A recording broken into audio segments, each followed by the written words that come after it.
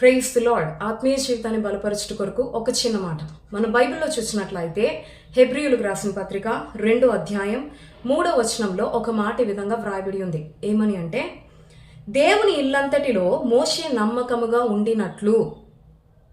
మోషే దేవుని ఇల్లంతటిలో, దేవుని పని అంతటిలో నమ్మకంగా ఉన్నాడు. నిజమే, దేవునికి నీ నుంచి నా నుంచి ఆశిస్తుంది ఏంటి అంటే నమ్మకత్వం. నిజానికి మనం ఎలాంటి వారం అంటే నమ్మదగని వారిగా ఉన్నాం.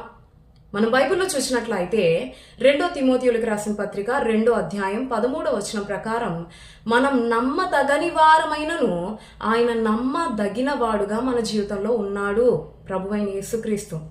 మనము నమ్మదగని వారిగా ఉన్నాము, అయినప్పటికీ ఆయన అయితే మన జీవితంలో నమ్మదగిన వాడిగా ఉన్నాడు. మనల్ని పిలిచిన పిలుపు విషయంలో దేవుడు నమ్మదగిన వాడిగా ఉన్నాడు. నీ జీవితంలో దేవుడు వాగ్దానాలు ఇచ్చాడు, ఆ వాగ్దానాలు నెరవేర్చే విషయంలో ప్రభువు నమ్మదగిన వాడిగా ఉన్నాడు.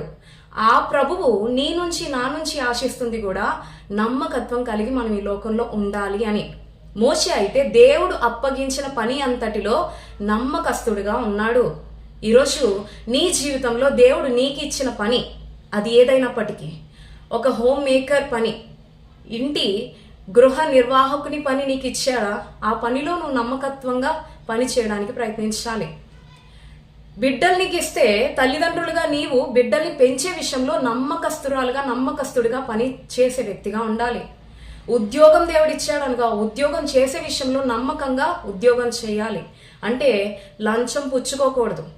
యెషయా గ్రంథంలో ఒక మాట ఈ విధంగా వ్రాయబడి ఉంటుంది. ఏమని అంటే, లంచం పుచ్చుకోకుండా నా చేతులను ముడుచుకోవాలి. లంచం పుచ్చుకోకుండా, మోసం చేయకుండా ఉద్యోగం చేయాలి. ఆ విషయంలో నమ్మకంగా ఉండాలి.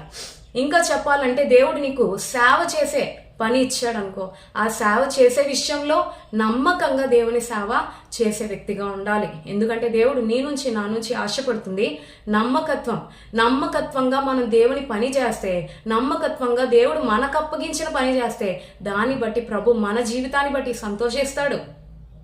మీరు ప్రకటన గ్రంథంలో కూడా చూసినట్లయితే దేవుడు ఒక మాట అంటున్నాడు. ఏమని అంటే, మరణం వరకు నమ్మకంగా ఉండండి, నేను మీకు జీవ కిరీటాన్ని ఇస్తానంటున్నాడు.